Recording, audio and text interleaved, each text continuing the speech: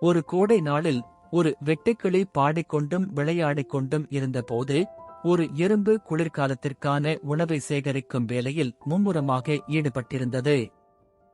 வெட்டுக்கிளி எறும்பை பார்த்து சிரித்துவிட்டு, "நீ ஏன் இவ்வளவு கடினமாக உழைக்கிறாய்? என்னுடன் வந்து சூரிய ஒளியை அனுபவிக்கவும்." எறும்பு பதிலளித்தது, "நான் குளிர்காலத்திற்கு தயாராகி வருகிறேன். குளிர் வரும்போது சுற்றி உணவு இருக்காது, நான் தயாராக இருக்க வேண்டும்." வெட்டுக்கிளி அதை கேட்கவில்லை.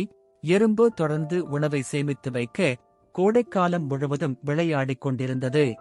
விரைவில் குளிர்காலம் வந்தது. வெட்டுக்கிளி பசியுடனும் குளிருடனும் இருப்பதைக் கண்டது. அது எறும்பிடம் சென்று உணவு கேட்டது. ஆனால் எறும்பு அதற்கு கோடையை நினைவூட்டி, "நான் செய்ததைப் போலவே நீயும் தயாரித்திருக்க வேண்டும்" என்று சொன்னது. வெட்டுக்கிளி தனது தவறை உணர்ந்து கடின உழைப்பும் திட்டமிடலும் எதிர்காலத்திற்கு முக்கியம் என்பதை கற்றுக்கொண்டது.